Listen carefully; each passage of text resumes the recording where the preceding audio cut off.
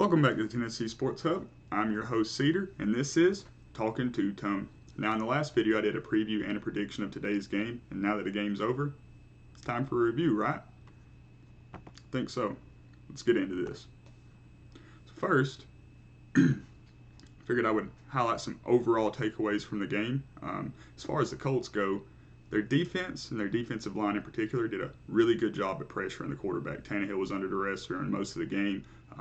They actually pushed an offensive lineman down into his knee. He rolled his ankle up, and he was playing gingerly the rest of the game.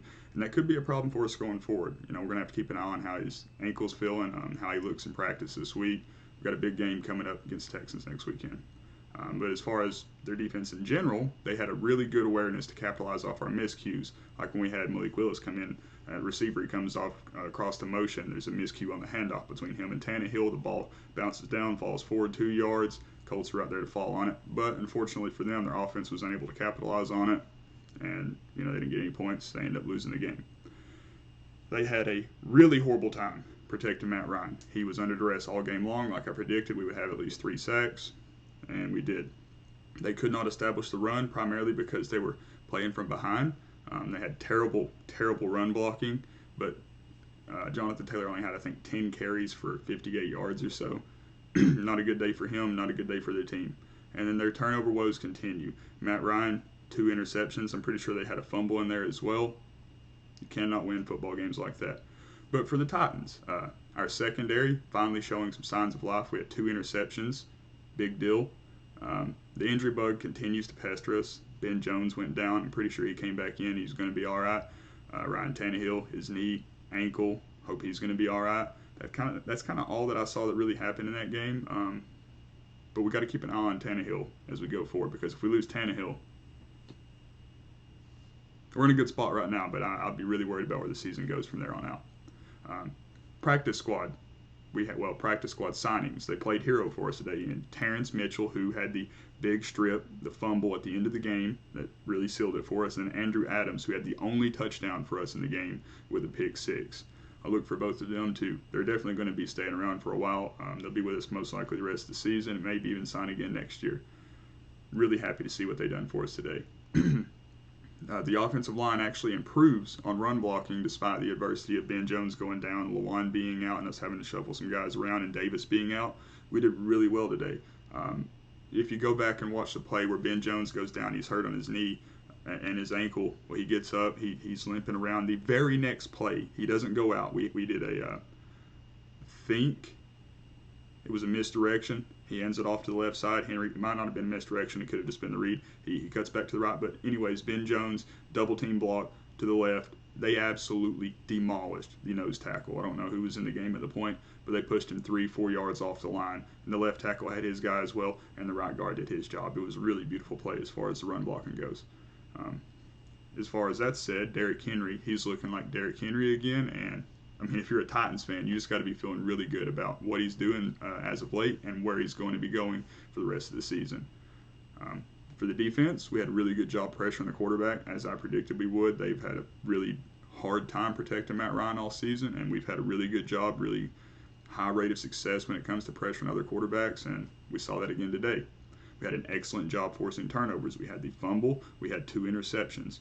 It's really hard to lose football games when you force 3 turnovers. We had 1, granted, but 3-1. We win by 2 possessions.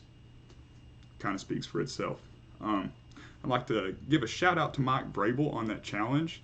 That was peak form, I should say, in dropping the challenge flag right in the ref's face just so gingerly.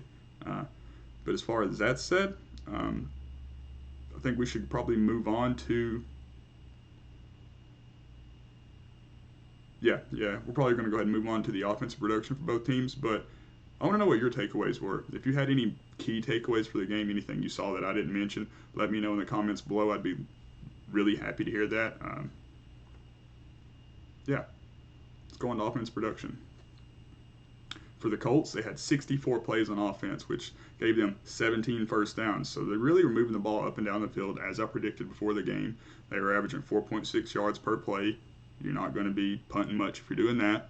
They had 227 passing yards. I did predict Matt Ryan to go over 300 on the game. That didn't happen. I did predict Jonathan Taylor to go over 75 on the ground. They only had 65 rushing yards on the day. That didn't happen. When you're having 3 turnovers and you're playing from behind, kind of hard to do. I didn't expect that to happen. I kind of figured they might clean it up today, be a little more conservative, but can't protect the quarterback. He's under pressure. Things are going to happen. They had 4 penalties for 28 yards. Their 3 turnovers. They actually scored 1 touchdown on offense. They were 1 for 1 from the field goal, and they had the ball for 28 minutes and 27 seconds. We had it for 31 minutes and 33 seconds. So it's not like they didn't have the ball and we just dominated them the whole time. They drove up and down the field, looked like a good offense, and turned it over. For the Titans, we had 57 plays, 7 fewer. We had 16 first downs, 4.5 yards per play. Neither team was really looking to punt today. As far as how was the average play going, as long as you're not taking any big penalties or a sack, probably not going to be punting. We were both really consistent today. We had 116 passing yards. That was abysmal. I did say that Tannehill probably wouldn't go over 200, that I wouldn't bet on it, but when I made my official prediction, I did say go ahead, and Tannehill's going to have 200, right? And he's going to have at least 2 total touchdowns, 1 rushing, 1 passing. That didn't happen. Only 116 yards passing, no touchdowns. We had 138 on the ground. Henry, I predicted him to have 100 and a touchdown again. He got the 100 for the 3rd straight, as predicted. Did not get the touchdown. Was very shocked that twice we got into the red zone and we did not score. We were the number 1 team as far as scoring touchdowns in the red zone this season, and none today, 0 for 2. We had 1 turnover, 0 touchdowns, aforementioned, and we were 4 for 4 on field goals. Randy Bullock, you, sir, we appreciate you. Keep doing what you're doing. You will not hear me complain about you one time this season. Not one. If you keep doing what you're doing, I will not complain a single time.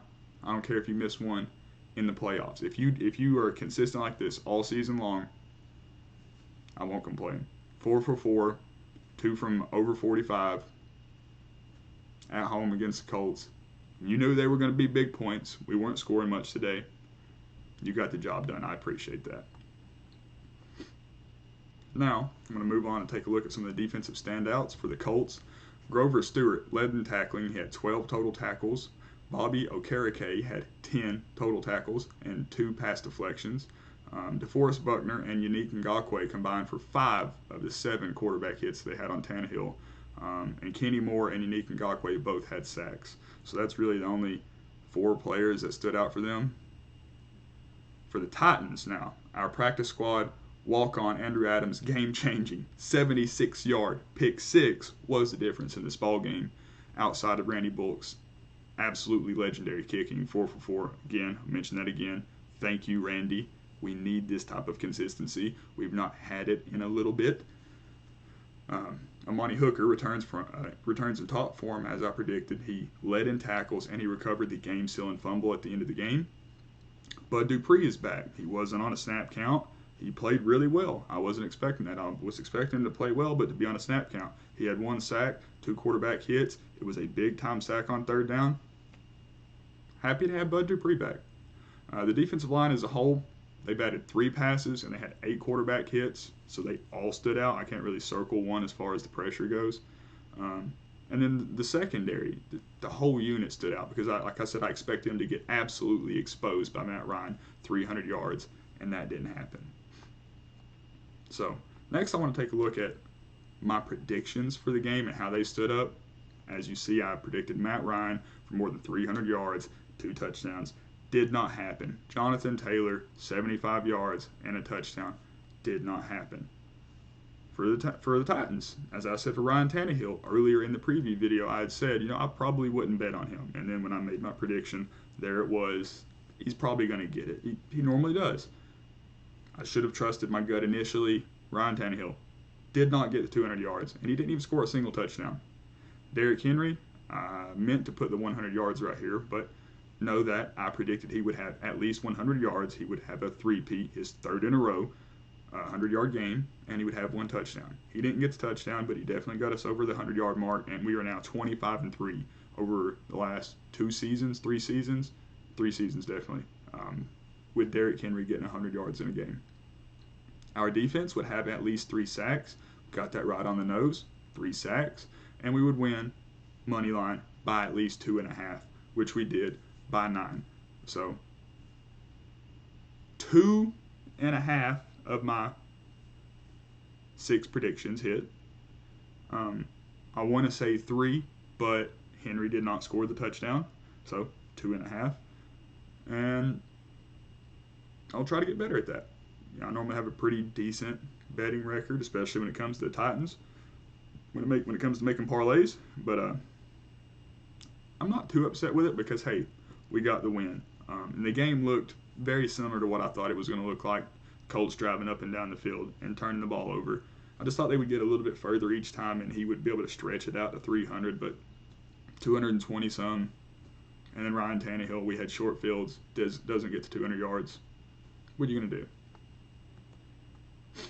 But where do we go from here? For the Colts, their season may be in trouble. They have one divisional game remaining, and it comes at the very end of the season. So right now they're 3-1.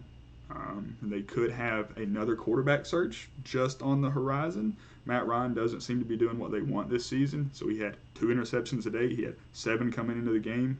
He's got, 10 touchdowns on the season? No, 9 touchdowns on the season now and 9 interceptions, plus his 11, 12 fumbles. Only 3 been lost, but those add up. I can't, unless they just want to blame it all on the offensive line, which I don't think you can do. At some point, you can't do that. At some point, when you fumbled the ball so many times and thrown so many interceptions, you can no longer blame it on the offensive line. Hopefully, they're not dumb enough to do that. They're going to be looking for a quarterback very soon. And then you just got to feel bad for Jonathan Taylor. I mean, it's like a Saquon Barkley situation a couple years ago when they were just abysmal. And, of course, he got hurt. But Saquon Barkley was arguably the best back in the league on the worst team in the league. And I don't want to say the Colts are the worst team in the league because they're not, and they're nowhere near close. But they're nowhere near one of the best either. And Taylor is one of the best, so you just got to feel bad for him. Now for the Titans, where do we go from here? Well, suddenly our season is alive and well. I won't lie. Back in week 2 after the loss, I kind of chalked it up to we're going through a rebuild. This is going to hurt. I was depressed. I was sad. And now suddenly we've rattled off 4 straight wins. Good wins.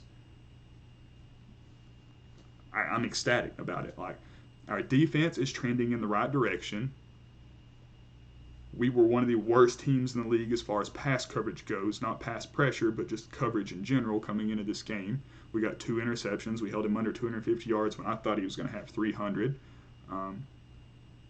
Our offensive line, if we're going to have a good season and make a good run in the playoffs, it must improve in pass protection.